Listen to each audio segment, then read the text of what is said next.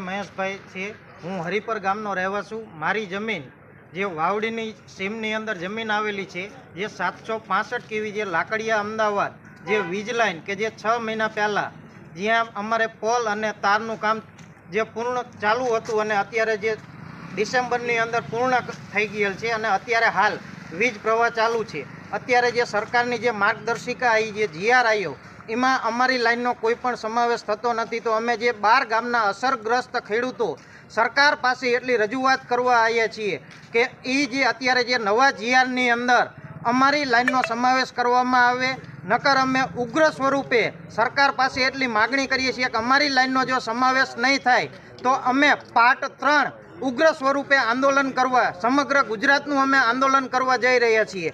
આ અમારી એક લાઇન નથી, આવી જે 8 લાઇન કે જે અગાઉ પૂર્ણ થઈ ગઈ છે, જે પૂરી થઈ એનો 6 મહિનાનો પણ સમય નથી થયો એમ, તો અમને અન્યાય કેમ?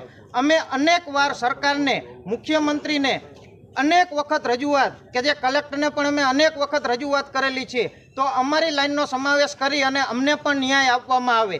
આજ રોજ અમે ડેપ્યુટી કલેક્ટર સાહેબને આવેદનપત્ર આવ્યા છીએ અને અમારી માગ સ્વીકારો એવી અમારી સરકારને નમ્ર અરજ છે. જય જવાન, જય કિસાન, જય જવાન, જય કિસાન, ભારત માતા કી જય.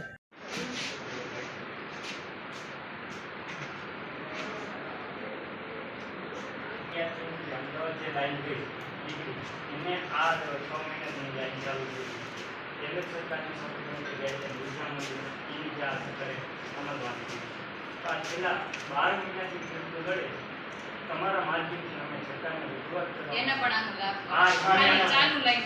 ચાલુ લાઈન આ જે ખેડૂતો બાકી રહી ગયા છે એ લાઈનમાં ખેડૂતોનો આ સમાવેશ કરી દે. મેડમ, અમે 2 વર્ષથી મુખ્યમંત્રીને, ઉર્જા મંત્રીને, કલેક્ટરને બધાને અમે અનેક વાર રજૂઆત કરેલી. મામલતદાર સાહેબને હું ઘણી વખત રજૂઆત કરવા આવ્યો અને અનેક વખત હાઈકોર્ટ, સુપ્રીમ